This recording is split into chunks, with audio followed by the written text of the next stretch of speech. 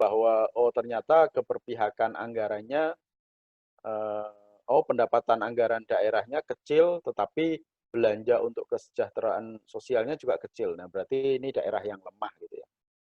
Jadi dia nggak punya kemampuan fiskal untuk apa ya mensejahterakan masyarakat, untuk mengimplementasikan hakikat anggaran tadi itu.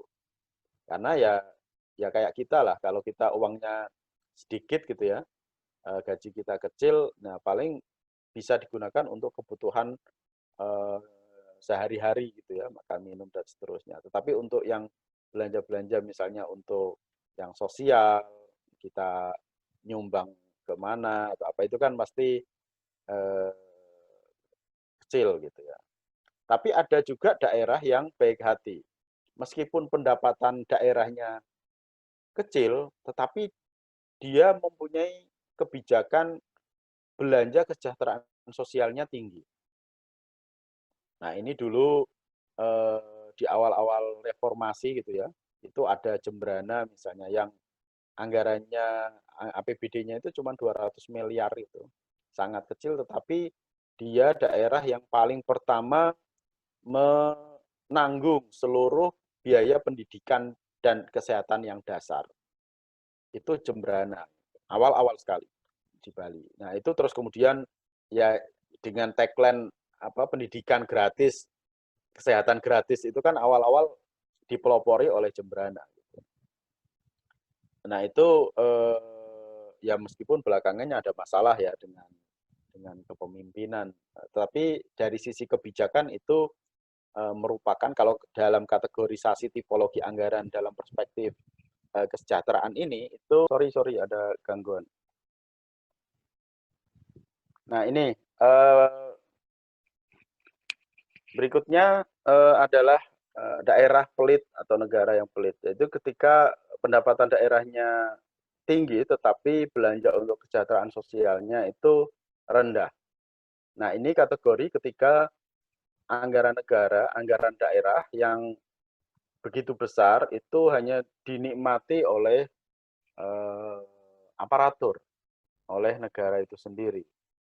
Nah, ini nanti teman-teman bisa bisa melihat ya potret belanja untuk pegawai itu berapa, belanja untuk apa perjalanan dinas itu berapa, belanja untuk makan minum berapa dan seterusnya. Jadi itu yang banyak dinikmati oleh aparatur sendiri, tetapi belanja untuk kesejahteraan sosialnya itu rendah.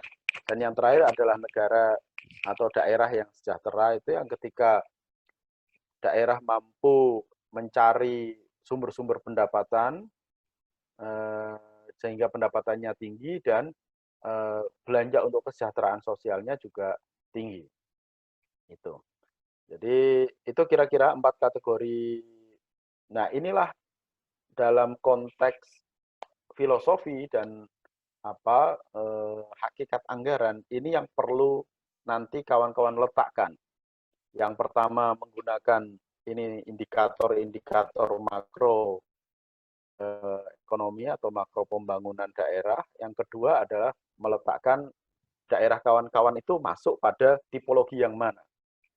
Nah, ini kita akan bisa pada kesimpulan bahwa oh ternyata anggarannya itu sudah sebesar-besarnya untuk kemakmuran rakyat atau belum, untuk mensejahterakan rakyat atau belum, untuk mengurangi kemiskinan atau belum, untuk menangani pengangguran atau belum.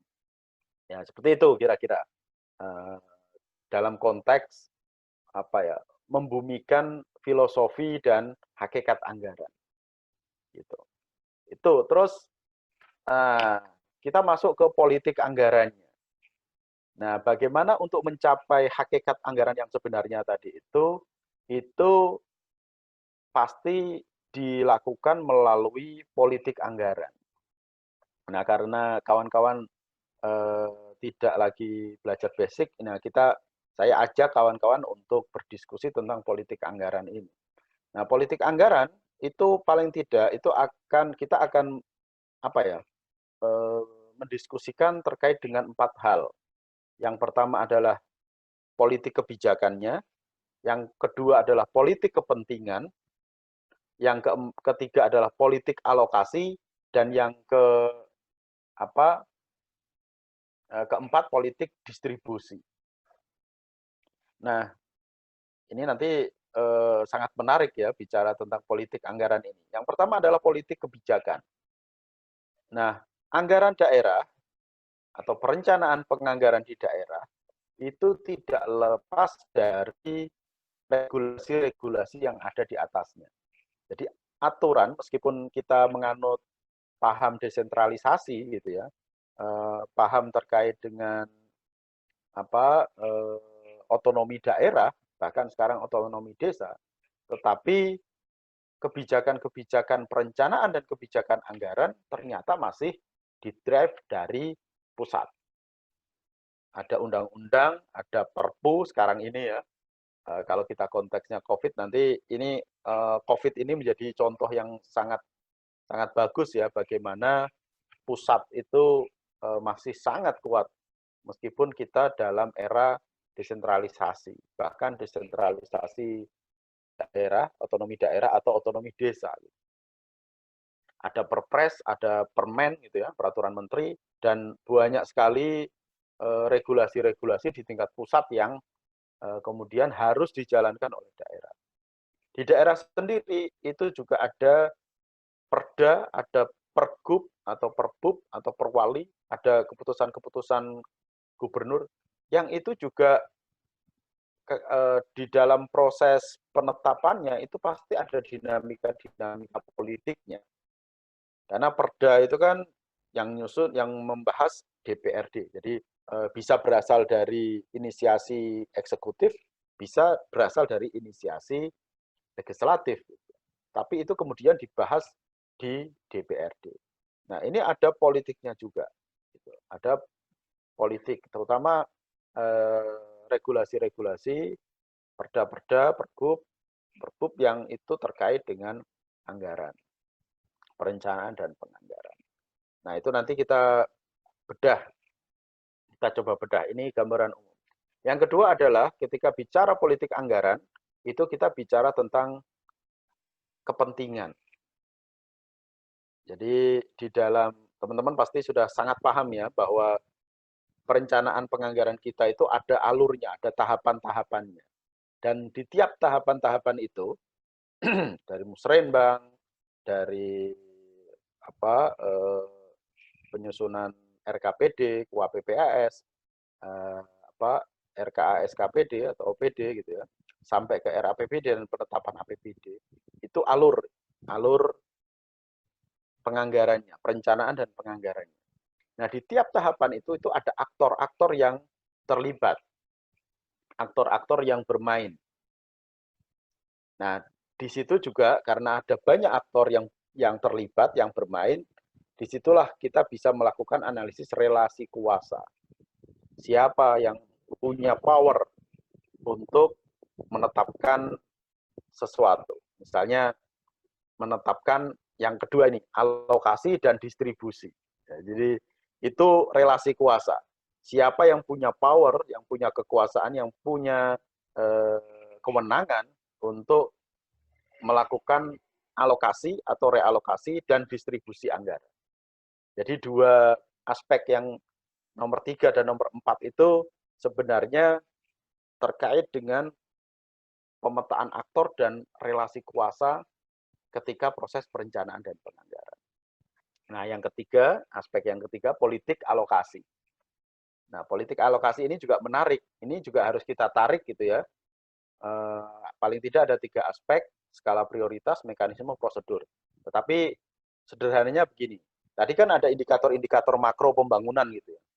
Nah, itu apakah alokasi anggarannya itu memang betul-betul diarahkan untuk mencapai target-target pembangunan itu, mengatasi masalah-masalah yang terjadi.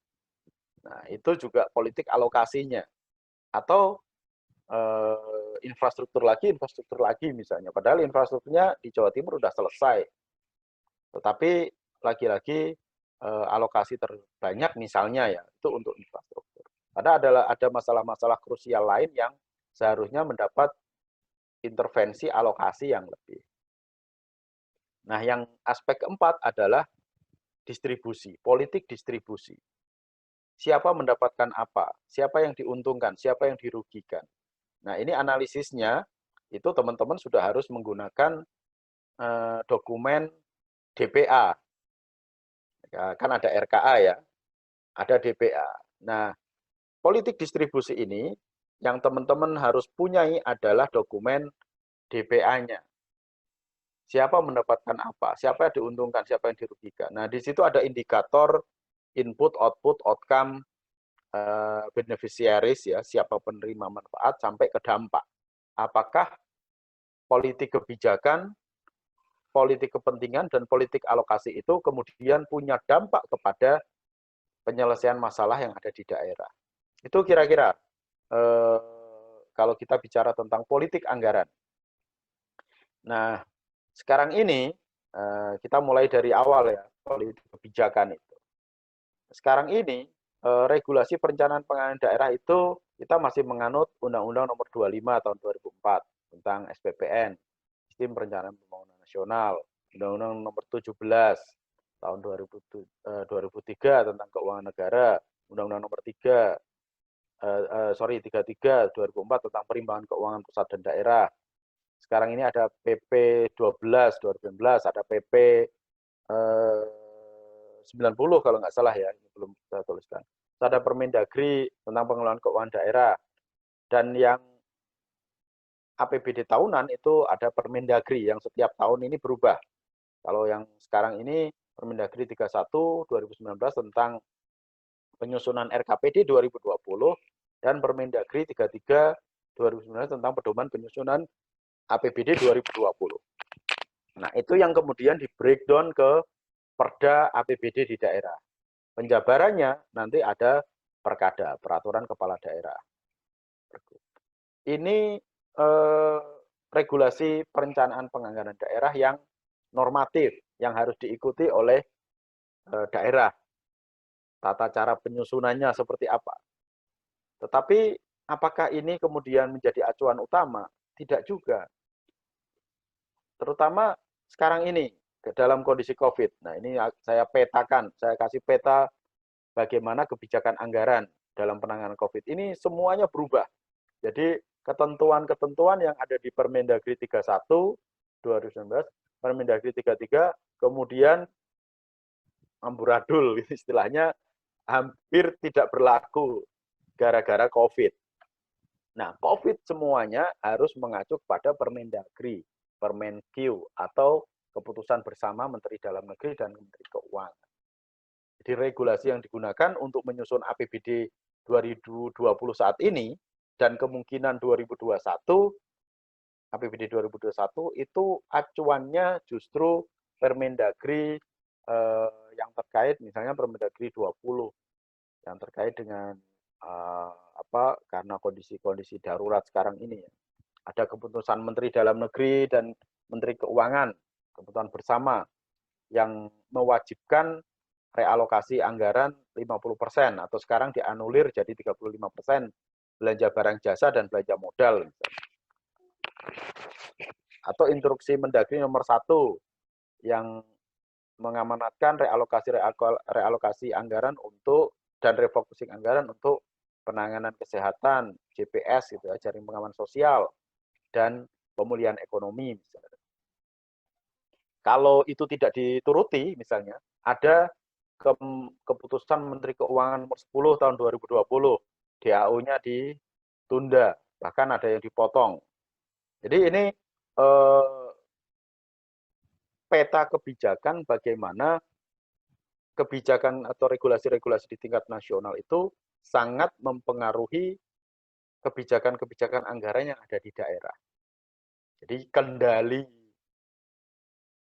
daerah itu hampir-hampir tidak ada gitu ya dalam politik anggaran ini dari aspek kebijakan. Semua harus mengikuti pusat. Jadi diskresi fiskalnya itu sudah sangat rendah. Nah, diskresi fiskal kebijakan-kebijakan anggaran itu terkait juga dengan perubahan-perubahan postur anggaran. Perubahan kebijakan terkait dengan postur anggaran. Misalnya di APBN kita itu ini sudah berubah 2 kali. Nah, kemarin saya wawancara hampir 34 provinsi, itu sekarang ini untuk APBD 2020 itu sudah berubah 4 kali. Rata-rata 4 kali. Ada yang daerah yang kemarin itu di Kabupaten Sigi, itu sudah berubah 8 kali di 2020 ini. Jadi ini memang apa ya, sangat dinamis gitu ya. Nah, di APBN ini yang mempengaruhi juga transfer ke daerah dan dana desa itu sudah berubah 2 kali. Nah, saya tidak akan membahas angka-angkanya karena nanti itu nanti akan dibahas fasilitator atau narasumber berikutnya. Saya hanya mau mengatakan bahwa kebijakan-kebijakan pusat itu ya, itu sangat berpengaruh terhadap komposisi atau kebijakan postur APBD di daerah. Itu ya, dengan perubahan juga postur APBN. Nah, ini kebijakan besaran transfer ke daerah dan dana desa juga sudah berubah 3 kali. Jadi transfer ke daerah dan dana desa itu hampir semuanya turun, kecuali DID yang justru naik 3,5 triliun. Nah, ini juga menarik nanti untuk kita kawan-kawan bedah gitu ya, digunakan untuk apa saja gitu. Karena ada mandatori bahwa DAK Fisik Kesehatan wajib untuk, ini yang DAK Fisik Kesehatan di daerah ya, itu wajib untuk penanganan COVID. Gitu. Terus ada juga ketentuan terkait dengan BOK, Bantuan Operasional Kesehatan. Ini juga diamanatkan untuk semuanya untuk penanganan COVID. Ini saya sudah hitung seluruh daerah, provinsi, kabupaten, kota di masing-masing provinsi gitu. BOK-nya berapa dan BOK KB-nya berapa, bantuan operasional kesehatan dan bantuan operasional kesehatan untuk KB. Jadi ini silakan nanti dibedah oleh kawan-kawan. Ini yang diamanatkan nanti daerah-daerah masing-masing itu DAK fisik kesehatannya berapa, BOK kesehatannya berapa, itu yang wajib untuk penanganan COVID. Itu nanti bisa dilihat. Itu yang pertama ya, terkait dengan regulasi. Yang kedua, kalau tadi politik anggaran itu kan ada 4 ya. Pertama kebijakan, yang kedua adalah terkait dengan yang ini tadi. Sorry. Nah, ini kepentingan. Nah, kita bicara soal kepentingan ya. Nah, kepentingan kita mulai dari ranah politik anggaran pada siklus perencanaan penganggaran. Jadi kalau kawan-kawan mau melakukan advokasi perencanaan dan penganggaran secara utuh, itu kira-kira butuh berapa bulan? Satu dokumen. Butuh 30 bulan. Jadi mulai dari perencanaan penganggaran yang ditetapkan maksimal di Desember, itu kemudian dilaksanakan di tahun berikutnya selama 1 tahun. Nah, di dalam tahun yang pelaksanaan itu, dia juga bisa berubah, ada APBD perubahan gitu ya. Nah, APBD perubahan yang dilaksanakan itu kemudian dipertanggungjawabkan di tahun N+2. Gitu. Jadi kalau mau melihat secara utuh anggaran daerah itu seperti apa sih hakikat anggarannya, apakah sudah berpihak kepada masyarakat, sudah punya impact, sudah punya dampak kepada masyarakat, kita bisa melakukan tracking gitu ya, melakukan penilaian itu di tahun ke-30. Jadi 30 bulan, sorry, 30 bulan berikutnya. Tapi ya kita bisa series gitu ya, jadi tahun-tahun sebelumnya bisa kita analisis juga. Jadi tidak harus nunggu 30 bulan, tetapi berdasarkan dokumen-dokumen tahun sebelumnya itu bisa kita analisis.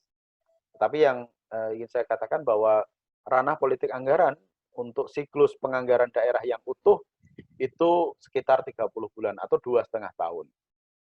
Nah, ini politik anggaran untuk tahun daerah, untuk politik anggaran tahunan ya, di daerah. Mulai dari proses musrenbang, desa, kecamatan, forum SKPD, eh, musrenbang kabupaten atau kota, atau dia bisa naik ke level musrenbang provinsi dan nasional gitu. Ada penyusunan RKPD, KUAPPAS, RKSKPD, RAPBD sampai penetapan APBD. Ini kalau teman-teman mau melakukan intervensi, melakukan advokasi di tahapan tahunan daerah, itu siklusnya seperti ini. Nah, senjata yang digunakan oleh kawan-kawan juga beragam gitu ya, tidak satu. Ya, ketika musrenbang itu apa yang harus digunakan, siapa yang harus ditemui kan aktor-aktornya nanti.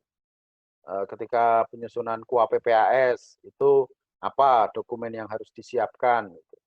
Ketika RKSKPD, ketika RAPBD sampai penetapan APBD itu dokumen-dokumen yang digunakan senjata kawan-kawan itu harus berbeda-beda, tetapi itu menjadi satu kesatuan karena ini integratif gitu ya, karena dokumen perencanaan harus tercermin juga di dokumen penganggaran. Itu kira-kira yang mau saya katakan. Terus titik masuknya ada pendekatan ini berdasarkan pendekatan perencanaan penganggaran kan, ada yang partisipatif gitu ya, bottom up, ada yang teknokratik gitu ya, ada yang politis, pendekatan politis. Nah, ini juga akan mempengaruhi strategi advokasi kawan-kawan. Karena kita bicara politik anggaran ya. Untuk pendekatan ke masyarakat itu caranya bagaimana? Alat advokasinya apa? Agar kita juga mempunyai kebutuhan masyarakat itu apa. Nah, ketika kita advokasi ke pendekatan-pendekatan teknokratik, ke OPD-OPD, ke dinas-dinas, itu apa senjatanya. Nah, itu juga untuk yang di kepentingan politik itu seperti apa. Misalnya ya, saya contohkan untuk menggali kebutuhan atau aspirasi masyarakat itu bisa melalui posko pengaduan misalnya, atau audit sosial. Hasil audit sosial itu bisa kemudian kita olah, kita komunikasikan ke OPD, ke dinas, bahwa ada masalah ABCD hasil dari audit sosial. Nah, itu nanti kemudian juga dibincangkan ke DPRD maupun pimpinan daerah atau TAPD, tim anggaran pemerintah daerah. Itu kira-kira ini proses akomodasi politik anggaran, bagaimana bisa menjembatani antara kebutuhan warga, kepentingan birokrasi, dan pemenuhan janji politik kepala daerah atau DPRD. Nah, khusus untuk DPRD di dalam politik anggaran itu sebenarnya ini karena ada anggota DPRD ya. Anggota DPRD punya modalitas. Ada 4 modalitas yang dipunyai oleh DPRD. Dia punya data konstituensi gitu ya. Dia dia punya masa sebagai bentuk konstituensi, bentuk punya konstituen gitu ya. Punya data seharusnya gitu ya. Karena dari konstituen itu sebenarnya bisa dijadikan alat atau menjadikan evidence data untuk data penyanggah atau data komparasi. Gitu.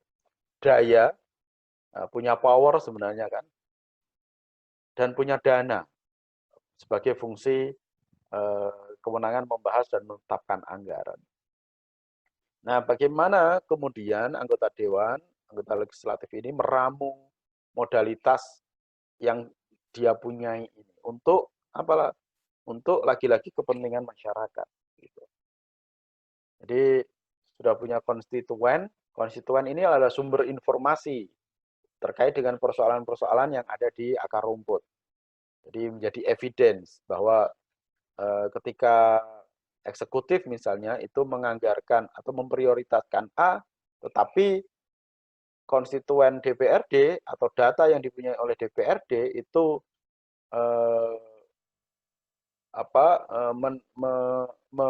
menyimpulkan rumusan yang berbeda, prioritas yang berbeda. Nah, ini bisa disanggahkan atau bisa dikomparasikan bahwa prioritas yang disusun oleh daerah misalnya oleh eksekutif itu sebenarnya tidak mencerminkan kebutuhan masyarakat misalnya. Nah, ini yang harus diramu oleh anggota DPRD. Karena dia punya power. Nah, punya power inilah kewenangan untuk menyusun regulasi perencanaan penganggaran agar bisa lebih responsif gitu ya, lebih responsif gender, lebih inklusif gitu ya. Responsif gender dan inklusif ini ya betul-betul berpihak kepada masyarakat yang sangat membutuhkan. Lansia, anak, penyandang disabilitas misalnya, atau kelompok-kelompok rentan lain ya. Masyarakat adat kalau ada, kalau di Jawa Timur ada.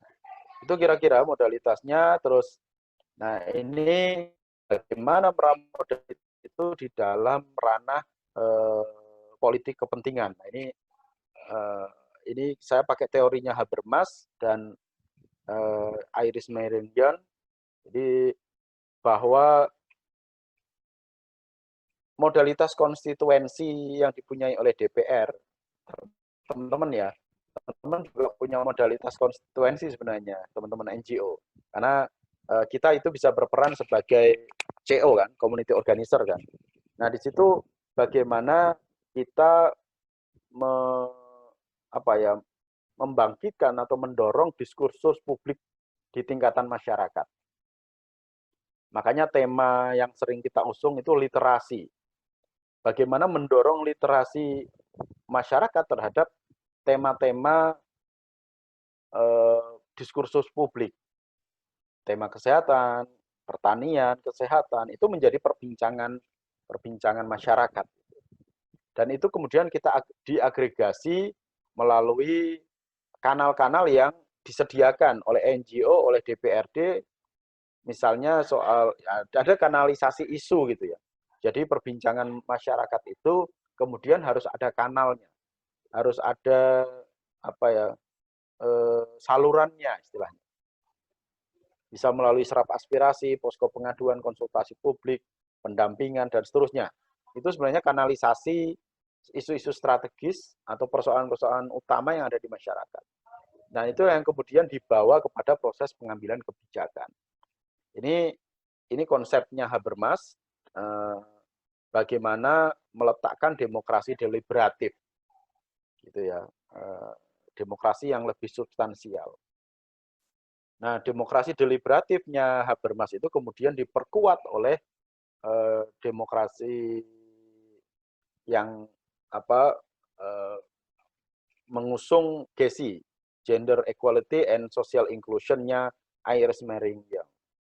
Jadi meskipun kita lihat banyak musrenbang-musrenbang yang sudah melibatkan masyarakat misalnya, itu belum tentu tidak terjadi diskriminasi di sana.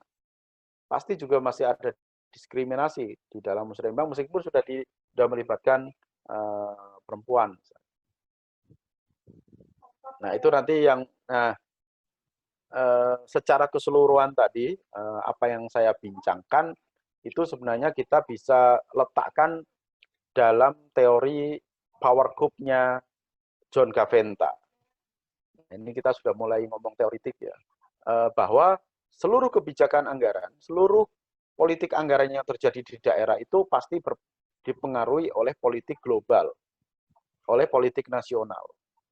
Jadi tadi ada 4 kali perubahan APBN yang kemudian APBN kita mengalami defisit hingga 1.039 triliun, itu pasti nanti akan dipengaruhi oleh kebijakan utang luar negeri.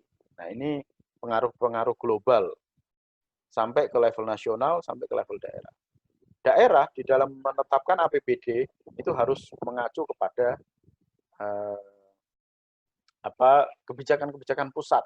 Jadi tidak bisa serta-merta seenaknya ya daerah kemudian mengalokasikan karena prioritas saya A, B, C, D, kemudian itu. Tapi pusat itu sudah mengkotak-kotakkan atau mengamanatkan itu ya, memandatorikan bahwa sekian persen harus untuk pendidikan, kan ada yang mandatori 20% anggaran APBD untuk pendidikan, 10% untuk kesehatan, itu mandatori. Nah, sekarang karena COVID, ada mandatori juga 50% belanja barang jasa untuk COVID, 50% belanja modal untuk COVID. Nah, meskipun kemudian diturunkan karena hampir seluruh daerah nggak mampu menjalankan amanat 50% itu. Nah, khusus untuk power, itu ada yang visible, ada hidden, ada invisible. Ada yang terlihat, ada yang tidak terlihat, dan ada yang itu merupakan paradigma invisible. Jadi ada aktor-aktor yang terlibat di dalam pembahasan, ada yang aktor-aktor yang di belakang layar gitu ya. Dan itu dipengaruhi oleh paradigma, apakah paradigma pembangunan, developmentalism, atau paradigma GESI tadi, atau paradigma lingkungan, green budgeting misalnya. Nah itu yang mempengaruhi aktor-aktor yang punya power, baik yang terlihat maupun tidak terlihat. Yang visible itu yang terlihat, aktor yang terlihat, hidden itu aktor-aktor yang terlihat. Jadi kan kepala daerah itu kan tidak serta-merta dia jadi gitu ya. Dia punya tim sukses, dia punya sumber pendanaan, pengusaha-pengusaha. Itu hidden itu orang. Termasuk kita ini NGO ini hidden. Kalau DPRD itu visible dia. Dia terlihat, aktor yang terlihat. Meskipun di belakang yang terlihat itu ada parpol misalnya, yang tidak terlihat gitu ya, yang pengaruhnya sangat kuat. Itu kira-kira nanti kita ini perlu bahasan khusus lah soal ini. Tapi saya kenalkan beberapa teori gitu ya, beberapa konsep tentang bagaimana politik anggaran itu dijalankan. Saya pikir itu Bung Dahlan, Cak Dahlan, Cak Wahib, siapa moderatornya tadi? Habib, Mas. Habib. Oh Habib, sorry Habib. Ya terima kasih Habib. Cak Dahlan, teman-teman semuanya, itu yang bisa saya sampaikan. Terima kasih. Assalamualaikum warahmatullahi wabarakatuh. Ya, terima kasih Mas Misbah. Untuk teman-teman yang mau ada pertanyaan ya, bisa di kolom chat atau di ada tangan nanti, biar kita buka untuk suaranya ya. Saya buka pertanyaan, mungkin banyak yang perlu kita diskusikan ya terkait dengan proses penganggaran, termasuk mulai dari adanya aspirasi masyarakat, dari proses musrenbang sampai pada teknokratik, terus di terakhir itu ada pengaruh politis yang mana dari legislatif juga membawa kepentingan juga terhadap politiknya. Saya buka untuk kawan-kawan di grup chat ya yang mau bertanya, atau angkat tangan aja Pak Bapak. Masuk Mas. Halo Pak Matur, Mas Matur. Ya, Iya. Saya ikuti tadi pemaparannya ini. Cuman gini masalahnya memang yang menjadi kendala bagi kita masyarakat yang di luar sistem ya. Kita ini yang punya kepedulian untuk tahu lebih jauh tentang anggaran APBD kita, termasuk yang di desa lah yang paling kecil skupnya. Pak Matur, mohon maaf suaranya agak keras sedikit ya. Iya Mas. Halo?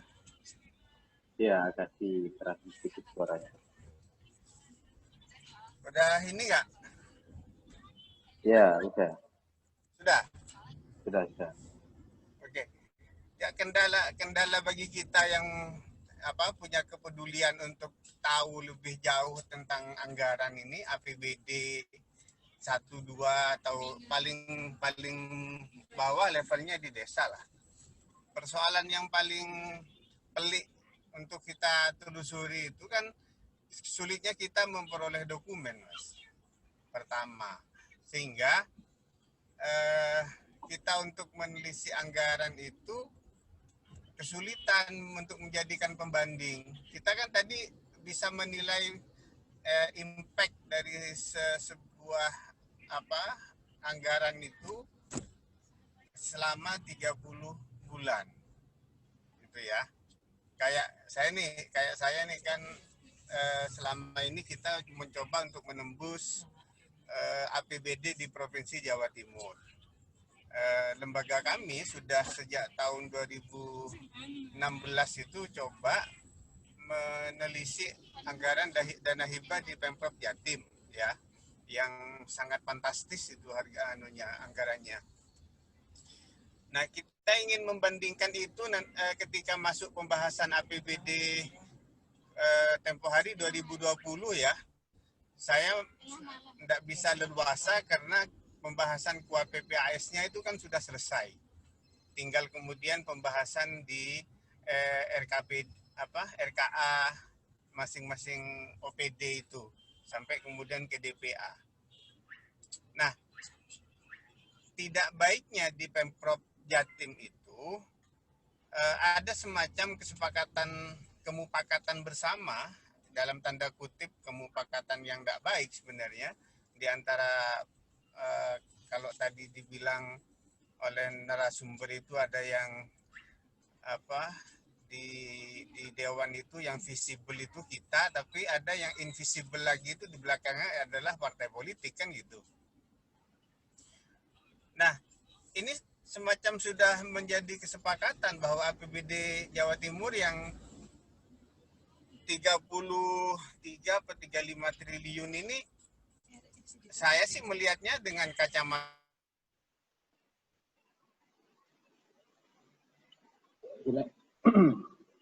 Hilang suaranya agak mantul.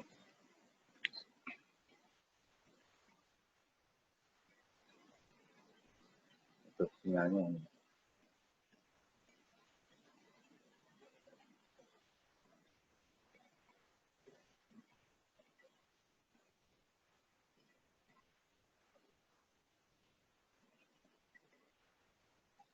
Halo, Jamatur. Hilang sepertinya suaranya. Kayaknya putus suaranya.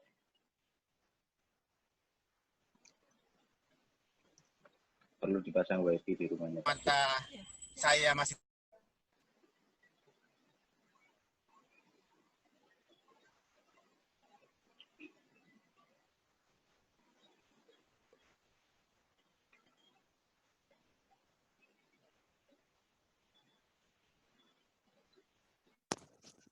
Kayaknya putus nyambung itu.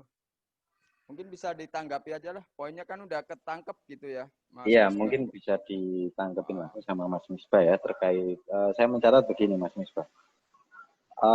Sampai sekarang DPRD provinsi itu mayoritas ya hampir semuanya mungkin ya tidak pegang dokumen APBD, itu sulitannya. Sedangkan dokumen APBD juga termasuk dokumen publik yang mestinya di legislatif juga bisa. Nah, ini yang menjadi kendala terkait di tingkatan bawah maupun di tingkatan legislatif, mau memperbandingkan terkait dengan teman-teman yang ada, tapi kendalanya adalah akses dokumen yang terlalu sulit untuk dipegang, kira-kira begitu.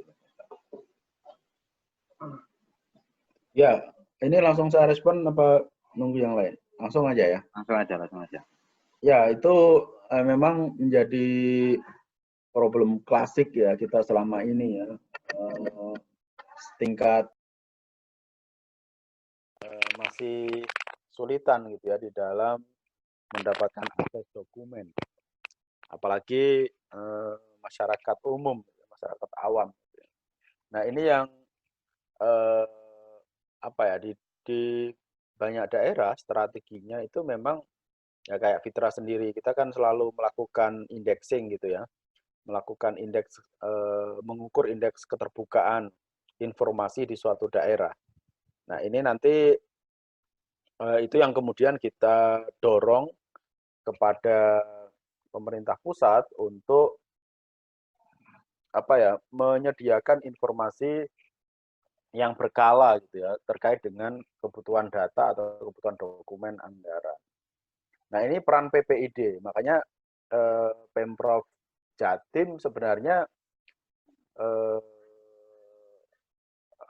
DPRD Jatim misalnya bisa bersama-sama dengan kawan-kawan NGO untuk melakukan advokasi, menyusun regulasi terkait dengan keterbukaan informasi data atau dokumen anggaran. Nah, ketika ada regulasi sebagai turunan undang-undang KIP itu mau tidak mau DPRD bisa punya punya daya tekan gitu ya untuk mendapatkan dokumen-dokumen yang dibutuhkan. Jadi ini memang menjadi masalah klasik gitu ya yang selama ini dihadapi oleh kita semuanya. Nah, kami juga seringkali mendapatkan kendala yang sama ya terkait dengan ketersediaan dokumen atau data gitu. Tetapi nah itu kita bisa sikapi dengan berbagai cara ya nah kalau anggota DPRD mungkin perlu merumuskan kebijakan turunan dari Undang-Undang Keterbukaan Informasi Publik itu bisa lebih kuat dan bisa diaplikasikan, diimplementasikan di Jawa Timur. Ya. Nah ini yang kedua memang perlu membangun semacam MOU ya antara ketua DPRD misalnya dengan pimpinan daerah Bu Khofifah misalnya untuk salah satu itemnya terkait dengan dokumen-dokumen perencanaan anggaran itu. Gitu. Jadi kalau sudah disepakati pada level pimpinan sebenarnya itu tinggal menagih. Nah ini beberapa cara sebenarnya yang itu juga pasti butuh effort ya, pasti ada tantangannya sangat luar biasa karena pemerintah atau eksekutif itu juga pasti tidak mau ya diobok-obok itu istilahnya dapurnya gitu. Saya pikir itu Mas Habib yang bisa saya respon dari Pak Matur tadi ya, meskipun agak terputus. Tapi ada yang menarik kaitan dengan MOU tadi. Ya. Kayaknya tidak semua daerah melakukan MOU ya. Sehingga saya menangkap tadi dari Kak Matur, seakan-akan ada kesepakatan, pemufakatan gitu tadi yang disampaikan sedikit terus sama Kak Matur. Kayaknya ada. Ya, Kak Matur. Ya. Lanjut, ini biar kawan-kawan juga paham lah bagaimana kondisi di Jawa Timur itu. Ya, ya. Nah, saya ini kan sudah di dalam ya. Bayangan saya dulu di luar itu kita ini kalau udah masuk di dalam kan gampang banget gitu ya. Ya. Kekuasaan punya gitu kan. Tapi ini anehnya dokumen APBD ini disembunyikan oleh Ketua DPR, Bos.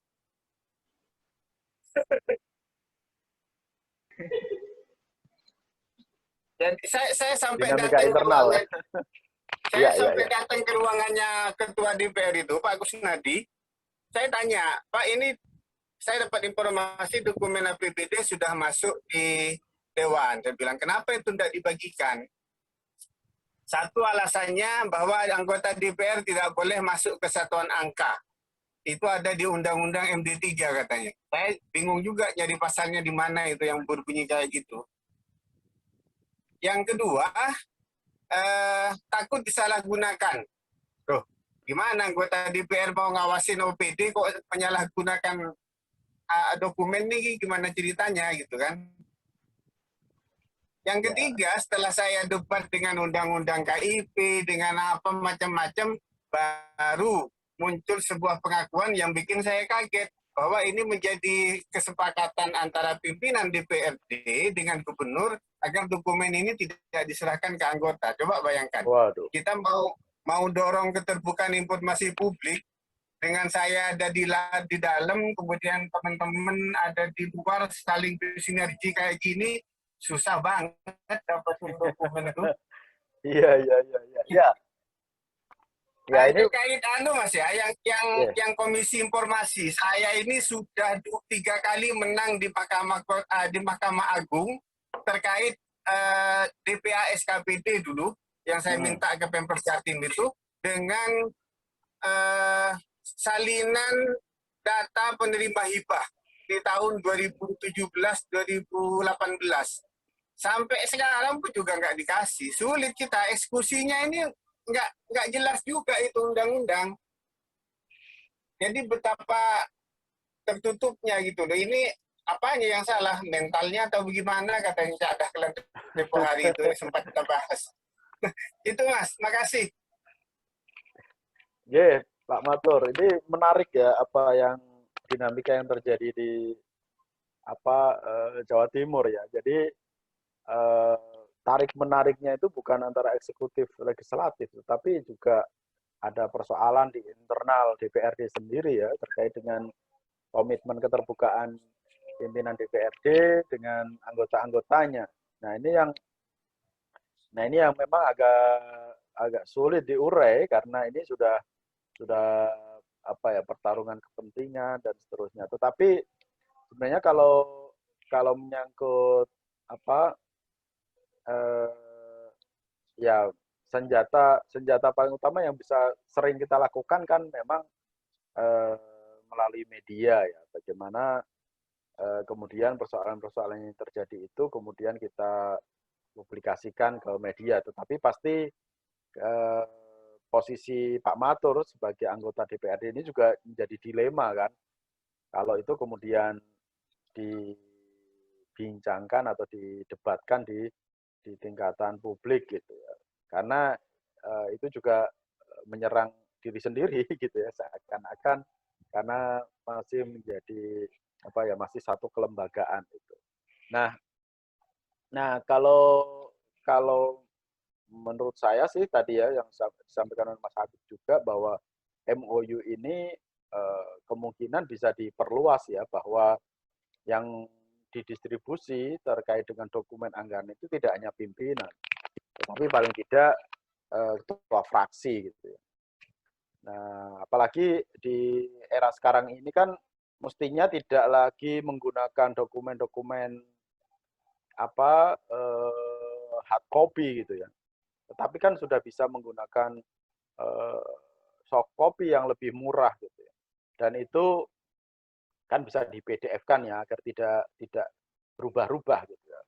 Tetapi selama ini kan mekanismenya itu masih sangat manual gitu ya, harus hard copy. Padahal kalau distribusi dokumen anggaran itu menggunakan soft copy itu kan bisa lebih luas. Maksudnya tinggal diupload di website pemerintah atau di website DPRD atau langsung didistribusikan ke email anggota DPRD masing-masing, itu saya pikir malah lebih mudah gitu ya. Memang nah ini kan mengindikasikan sebenarnya ada kekhawatiran, ada ketakutan-ketakutan dari ya masing-masing pihak itu kalau ini nanti justru menjadi bumerang atau menyerang mereka sendiri gitu ya. Nah, terkait dengan keputusan MK memang untuk di level pusat itu karena berbagai persoalan ya yang dulu terjadi di politik anggaran dulu, bagaimana anggota dewan itu kemudian melakukan intervensi terhadap pengalokasian anggaran. Nah, itu kemudian memang di level pusat itu dia tidak bisa membahas sampai ke satuan 3, sampai ke komponen. Tapi kalau masih level program, kegiatan, output, itu masih bisa. Nah, kalau di daerah, saya rasa ini sebenarnya tidak berlaku ya, tapi itu berlaku kalau keputusan MK-nya, seingat saya itu hanya berlaku untuk APBN. Itu sih Pak, sementara ya Pak Matur. Tapi ini memang jadi tantangan tersendiri ya di internal DPRD Jawa Timur. Saya nambahin ya, monggo. Mungkin karena problem ini sebenarnya problem klasik ya. Saya dengan Pak Mas Matur itu udah beberapa kali. Sebenarnya Mas Matur itu memang mau membangun sinergi karena beberapa misalnya dokumen dan lain sebagainya itu seringkali di-share ke teman-teman gerakan lah di level di tingkat Jawa Timur. Gitu. Cuman memang ini kan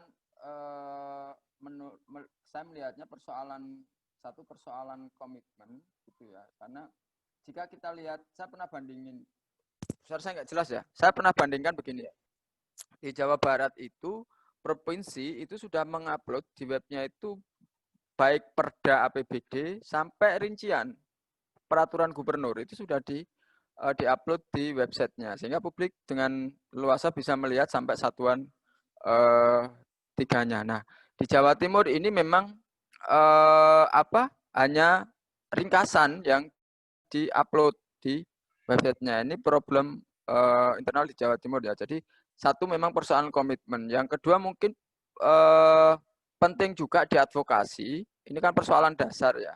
Penting diadvokasi di level nasional. Ini mungkin bisa jadi catatan Mas Misbah. Ada reward and punishment yang lebih kuat terkait dengan transparansi anggaran ini. Jadi terutama di Permendagri. Di Permendagri itu memang tidak mensyarat, kalau seingat saya baca ya, tidak mensyaratkan bahwa Pemda mempublikasikan itu sampai perda dan perbubnya. Ringkasan saja sudah cukup dianggap sebagai publikasi dan transparansi. Nah ini saya kira problem secara nasionalnya di situ, sehingga perlu karena ini aturan itu kan berangkat dari Permendagri ya, Permendagri saya lupa nomornya, tapi semua berangkat dari situ. Nah penting untuk kemudian diadvokasi di level nasionalnya supaya satu menegaskan bahwa dokumen APBD, informasi anggaran itu ya menyangkut perda dan lampiran serta perbub gitu. Karena di situ akan terlihat rincian-rincian di dalam APBD. Misalnya Trenggalek itu juga sudah cukup bagus, misalnya dia sampai perbubnya dimasukkan, di-upload di web, sehingga kita bisa lihat program dan kegiatannya, berapa anggarannya di situ. Nah, di Jawa Timur memang saya nggak tahu ya, kalau problem tadi yang disampaikan Mas Matur memang ya gitu. Tapi menurut saya ada problem besar di situ karena mau nggak mau begini, Jawa Timur ini kan salah satu daerah dengan angka APBD yang cukup besar, ketiga kalau nggak salah ya. Dia ada 35% dan itu mulai zaman dulu itu tidak pernah terbuka kepada publik. Nah, selain itu juga penting untuk mendorong komisi informasi gitu ya untuk mendorong di tingkatan pemerintah provinsi itu supaya menyampaikan dokumen APBD-nya itu secara lebih rinci gitu. Dengan anggaran 35 triliun itu ya kita tahu lah bagaimana potret pengelolaannya di Jawa Timur. Dan Mas Matur mungkin betul juga tadi kalau misalnya ada komitmen tidak tertulis ya, atau istilahnya kalau bahasa kita kan ada kong kali kongnya di situ, bahwa jangan sampai anggota DPR tahu. Tapi itu tidak hanya di provinsi sebenarnya Mas Matur, di beberapa daerah juga begitu. Cuman ada yang ngotot, ada yang tidak. Nah mungkin kebetulan yang ngotot itu cuma Mas Matur di DPR di provinsi, sehingga tidak punya teman gitu untuk ngotot lebih jauh gitu, sehingga ya kandas di tengah jalan gitu. Iya betul. Harusnya bangun koalisi juga di tingkat internal, mulai dari komisi dan karena itu hak anggota DPRD. Takut ke partai. Nah itu problem-problem lain gitu ya. Saya kira itu, dan ada beberapa pertanyaan di chat. Nanti Mas Habib bisa dibacakan ya untuk ditanggapi oleh Mas Misbah. Thank you. Ya. Sebelum ke pertanyaan selanjutnya ya, saya akan mengkonfirmasi satu lagi pada Mas Misbah bahwa statementnya Ketua Dewan yang disampaikan oleh Cak Matur tadi berkaitan dengan ketika dokumen APBD itu dipegang, salah satunya adalah takut disalahgunakan. Takut disalahgunakan ini apakah memang ini ada kaitannya dengan kepentingan dalam pengambilan kebijakan saat RAPBD atau dari sisi mananya, Mas Misbah, terkait dengan takut disalahgunakan ini? Ya, memang pengalaman selama ini itu kan ketika pemerintah daerah kemudian mempublikasikan anggaran-anggarannya, itu kan memang ada ya, kalau NGO yang punya integritas gitu ya, itu pasti menggunakannya lebih, meskipun itu digunakan sebagai kritik gitu ya, tetapi kan kritiknya lebih konstruktif gitu. Tetapi memang selama ini kita tidak menutup mata juga bahwa ada juga yang menggunakan dokumen-dokumen itu untuk misalnya pemerasan gitu ya, untuk mendapatkan keuntungan mendapatkan keuntungan sepihak gitu ya.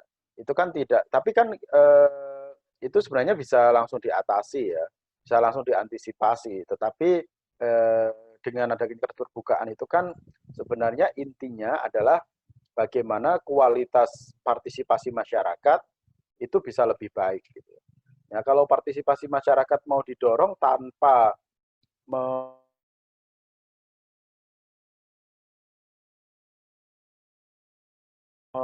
informasi yang cukup semu gitu ya. Nah, ini kalau pengalaman kami di pusat dengan mendorong keterbukaan informasi di kementerian dan lembaga, itu kita bikin apa ya, MOU, semacam MOU, dan kita bikin ada dashboard anggaran. Jadi nanti teman-teman bisa cek APBN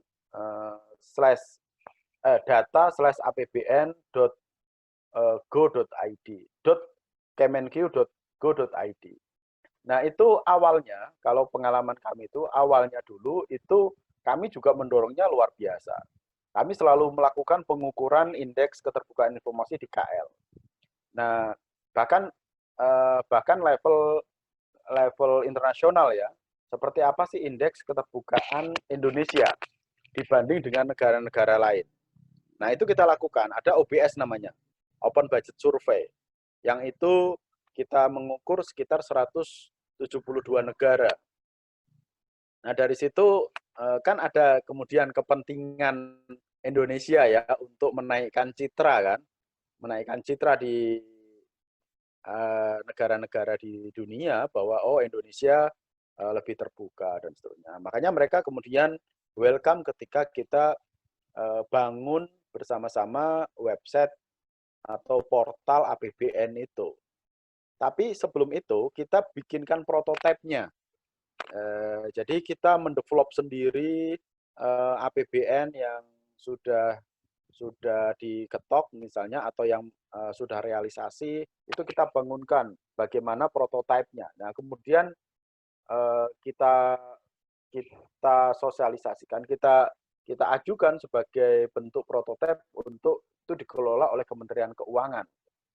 Nah, ini sekarang ini Seknas Fitra sedang membangun prototipe untuk anggaran COVID. Nah, itu kita kemarin sudah berbincang dengan KPK dan dengan Kementerian Keuangan gitu ya. Nah, itu nanti dashboard anggaran COVID-nya itu ada di KPK. Jadi ini strategi-strategi yang kita gunakan untuk mendorong keterbukaan informasi publik itu. Jadi dengan keterbukaan informasi publik itu sebenarnya pemerintah Indonesia itu mendapat poin, mendapat citra baik gitu ya. Nah, jadi sisi-sisi baik itulah yang kemudian kita dorongkan, tidak yang horor gitu ya, tidak kemudian akan ada pemalakan, tapi dengan adanya keterbukaan itu justru meningkatkan citra pemerintah daerah di hadapan masyarakat, di hadapan daerah-daerah lain dan seterusnya. Nah, itu yang ya mungkin salah satu strategi juga, meskipun ketika diterapkan di daerah, apakah itu Jawa Timur atau NTB atau daerah-daerah lain, pasti dinamikanya berbeda-beda gitu ya. Komitmen pimpinan daerah, komitmen pimpinan DPRD-nya juga berbeda-beda. Jadi tidak bisa strategi yang simetris gitu. Nah, itu yang perlu kita bincangkan nanti Cak Matur, untuk bagaimana mengembangkan strategi agar DPRD sendiri atau publik itu bisa mendapatkan dokumen-dokumen perencanaan dan dokumen anggaran yang dibutuhkan gitu. Nah, ini yang nanti kita bincangkan lebih mendalam lah. Itu kira-kira Cak Habib. Ya, masih ada waktu 15 menit ya, itu kita istirahat. Untuk pertanyaan selanjutnya dari Mas Wawan Purwadi, bagaimana mendorong perencanaan desa yang produktif karena selama ini desa masih terpaku pada mandatori atau kebijakan titipan dari pusat, provinsi, dan kabupaten kota. Sehingga sampai hari ini seolah-olah pemerintah desa kesulitan dalam mengelola APBD yang sesuai dengan kebutuhan desa. Itu Mas Misbah pertanyaannya. Jadi untuk mendorong perencanaan desa yang produktif itu bagaimana sesuai dengan kebutuhan desa, karena rata-rata terpaku pada mandatori pusat, provinsi maupun kabupaten. Ya, betul. Jadi memang untuk APBDes itu kan setiap tahun Kementerian Desa juga menerbitkan Permen Desa ya terkait dengan prioritas pembangunan desa khusus yang didanai dana desa. Sebenarnya Permen Des ini dan ini selalu dinyatakan oleh Kementerian Desa itu sebenarnya hanya menjadi acuan, hanya menjadi panduan. Jadi tidak harus dilaksanakan plek bahwa kalau di prioritas pembangunan desa di tahun A itu harus membangun embung, harus bikin embung. Padahal desa tersebut tidak membutuhkan embung itu. Sudah ada pengairan tersendiri misalnya yang sudah bagus dan seterusnya. Nah, itu kan jadi memang selama ini informasi yang didapatkan oleh kepala desa, oleh perangkat desa, oleh BPD, oleh masyarakat desa ini separuh-separuh dan kemudian ditunggangi oleh ditakut-takuti oleh DPMD misalnya atau oleh pendamping-pendamping desa yang tidak memahami konteks regulasi-regulasi terkait dengan desa sehingga semua harus dituruti. Gitu. Jadi ada beberapa desa yang sangat bagus, tetapi sebenarnya mereka bahkan secara laporan keuangan pun kalau kita cek itu tidak bagus. Misalnya kayak di Jogja itu ada desa Pangungharjo ya, Pangungharjo. Itu bagus sekali itu dalam pengelolaan BUMDesnya, dalam pengelolaan anggarannya dan mereka punya keberanian untuk tetap menjalankan ya regulasi-regulasi yang ada di tingkat pusat, tetapi kebutuhan-kebutuhan di tingkat desa itu juga diprioritaskan. Strateginya apa? Strateginya dengan perdes atau dengan perkades. Jadi setiap kebijakan hasil musyawarah desa kemudian diperdeskan, kemudian diperkadeskan. Jadi ketika itu diimplementasikan ada cantolannya. Karena ini kan menyangkut pemeriksaan keuangan gitu ya. Jadi ketika mau membangun sesuatu atau memprogramkan sesuatu, itu kemudian diperdeskan. Karena kalau sudah ada cantolan, karena ini perdes kan kuat sekali ya, diakui oleh undang-undang. Itu bisa dijalankan. Jadi itu strategi yang ternyata cukup manjur ya untuk tidak atau mengurangi intervensi dari regulasi-regulasi di tingkat pusat. Itu dengan perdes-perdes. Tapi jangan sampai kemudian memprogramkan sesuatu kemudian tidak ada cantolan hukumnya, cantolan regulasinya. Nah, itu yang biasanya akan menimbulkan atau menjadikan temuan dan pertanyaan dari BPKP, dari aparat-aparat inspektorat gitu ya. Itu akan ditanyakan dan seringkali ya namanya kepala desa gitu ya mungkin belum siap atau tidak mampu menjelaskan karena penguasaan kan ini regulasi desa itu kan banyak banget. Sekarang ini aja Kemendesa sudah ada sekitar 25 regulasi dari turunan Undang-Undang Desa. Di Kemendagri sendiri ada sekitar 23 regulasi turunan dari Undang-Undang Desa. Nah itu hampir nggak mungkin semuanya dibaca oleh perangkat desa, oleh kepala desa. Kita sendiri aja nggak sanggup lah membaca-baca seluruh ketentuan itu, belum yang dari Kementerian Keuangan misalnya. Nah ini yang, jadi memang strateginya tadi, Cak Habib, Mas Wawan, bahwa setiap inovasi, setiap program kegiatan yang itu berangkat dari kebutuhan warga, tapi melalui musyawarah warga, itu kemudian dibikinkan cantolan regulasinya di tingkatan desa. Kalau itu inovasi program kegiatan lintas desa, bikin regulasi peraturan kepala desa, peraturan antar kepala desa. Nah, itu akan kuat. Jadi ketika ditanyakan, oh ini berdasarkan musyawarah desa kok, oh ini sudah ada regulasinya di tingkatan desa. Nah, itu jadi dan itu kan pasti dikomunikasikan ke kecamatan kan ketika ada program-program baru. Saya pikir itu kira-kira. Ya, terima kasih untuk pertanyaan selanjutnya ya. Daerah dengan PAD yang rendah atau pendapatan yang masih didominasi dengan dana perimbangan pusat. Bagaimana bisa menjalankan penganggaran secara otonom dan sesuai kebutuhan daerah tanpa intervensi? Ini kayaknya ini Mas apa ketergantungan Ya, atau kemandirian. fiskal ya. Ya. Mandirian. Ya memang agak sulit ya, terutama daerah-daerah yang PAD-nya rendah. Itu pasti menggantungkan DAU. DAU itu hampir 80%, 70-80%, atau bahkan ada yang melampaui 100% itu digunakan untuk belanja pegawai.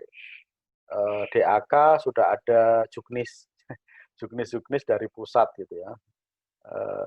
Meskipun sekarang ini ada DAK fisik dan DAK non fisik gitu ya, yang itu untuk pemberdayaan. Ada juga DID, dana insentif daerah yang pure itu sebenarnya bisa digunakan oleh daerah sesuai dengan diskresi fiskalnya, sesuai dengan kewenangannya.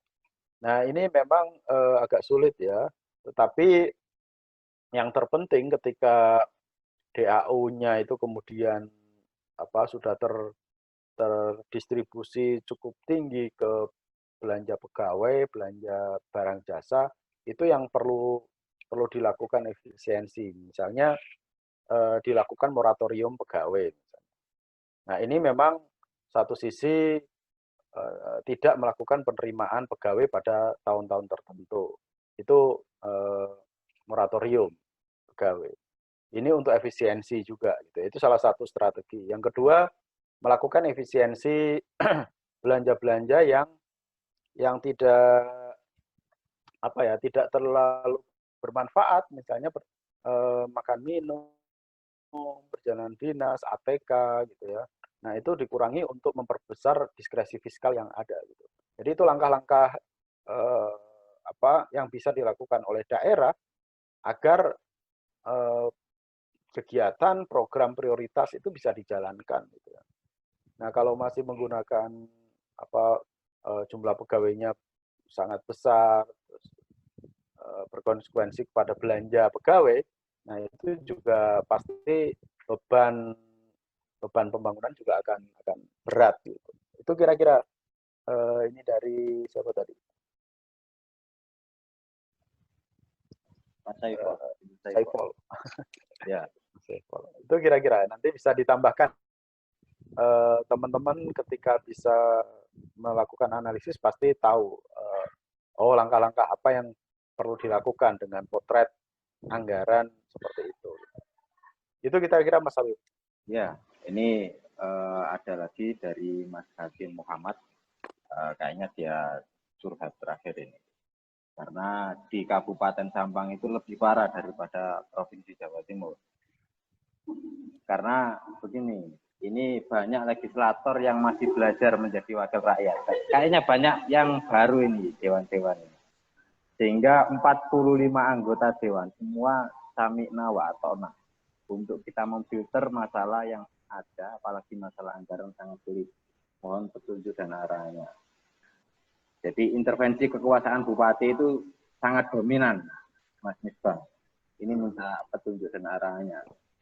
Di sisi lain dewan juga banyak yang baru, masih belajar lah kira-kira.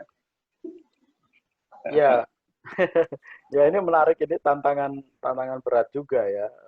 Tapi saya yakin dari 45 anggota dewan itu pasti ada yang progresif kayak Cak Matur ini misalnya. Ya tidak perlu semuanya dulu gitu ya, tapi kawan-kawan perlu melakukan pemetaan. Makanya tadi itu di politik anggaran itu kan ada pemetaan aktor.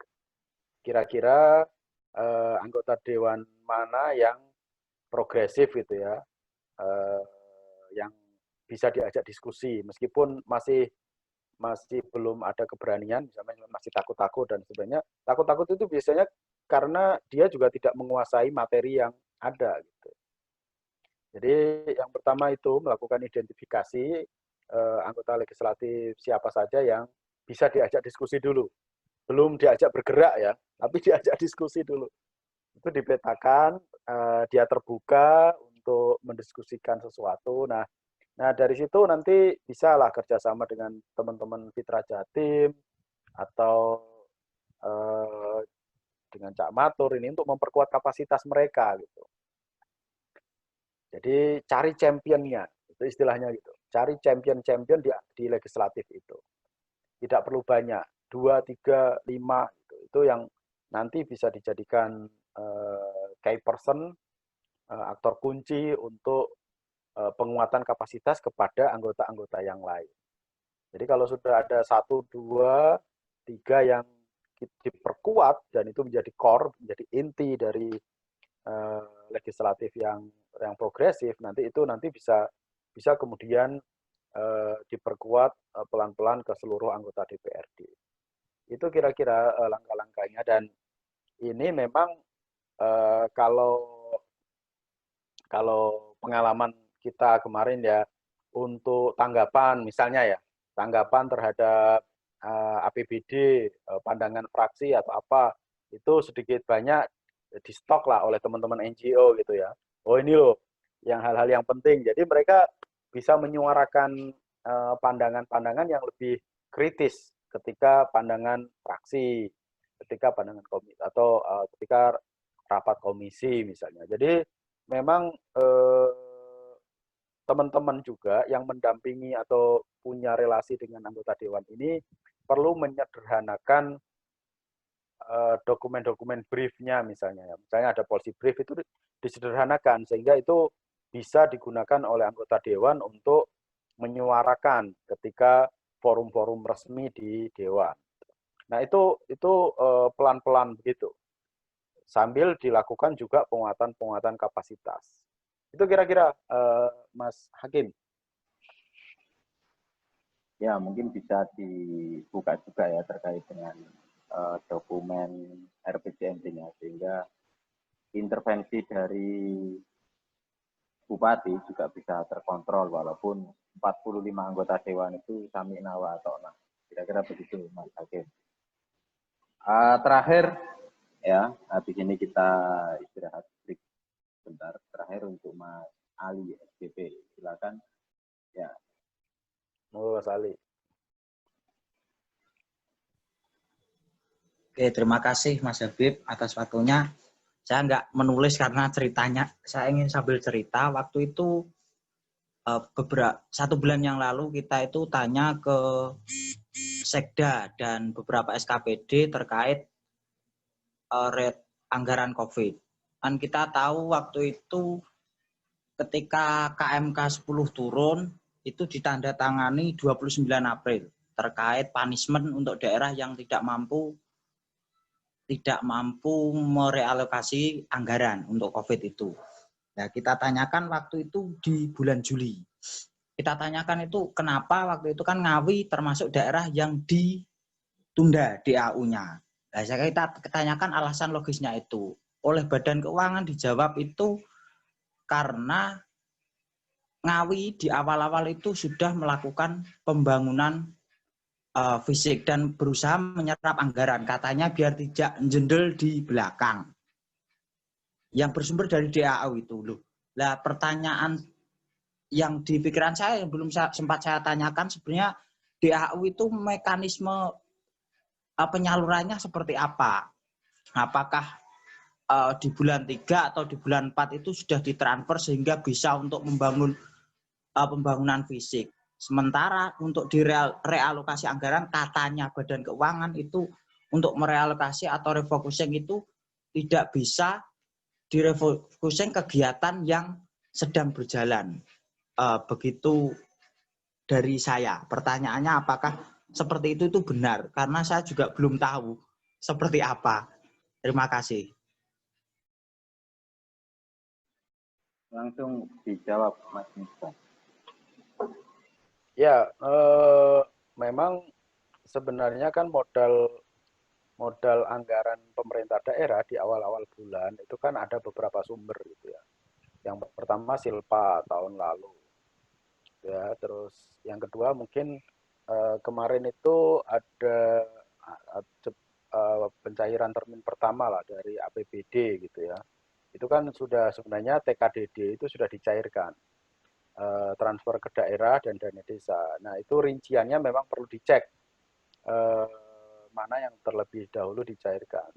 Biasanya memang DAU itu dicairkan juga di sekitar bulan Maret gitu ya, atau April untuk termin pertama gitu. Jadi sebenarnya daerah sendiri itu kasnya itu tidak kosong-kosong amat, karena mereka sebenarnya masih punya beberapa sisa uang tahun lalu dan mungkin juga simpanan yang selama ini dikelola oleh pemerintah daerah. Nah, memang ya kita selama ini kan dalam implementasi anggaran itu kan sebenarnya sudah tadi itu kalau kita petakan gitu ya, ada ya visible, ada invisible aktor gitu ya, yang punya power. Ini kan kadang-kadang program-program kegiatan pemerintah daerah itu kan istilahnya udah diijon. Sebenarnya sudah ada ininya, sudah dipatok-patok gitu. Sudah ada pelaksananya. Cuman ya kita agak kesulitan membuktikan itu kecuali ketika itu sudah mulai proses pengadaan melalui LKPP kan.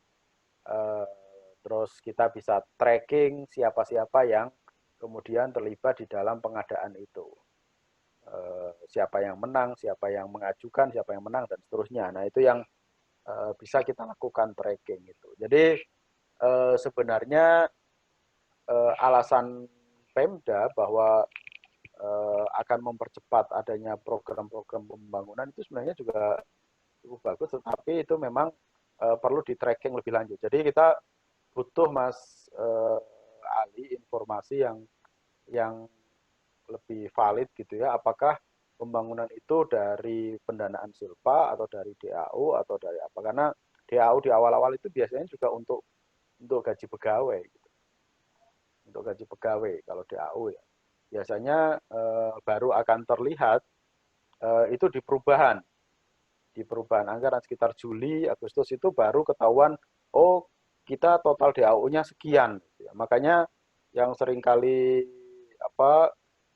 daerah itu melakukan perubahan itu gara-gara anggaran transfernya itu sudah diketahui pasti.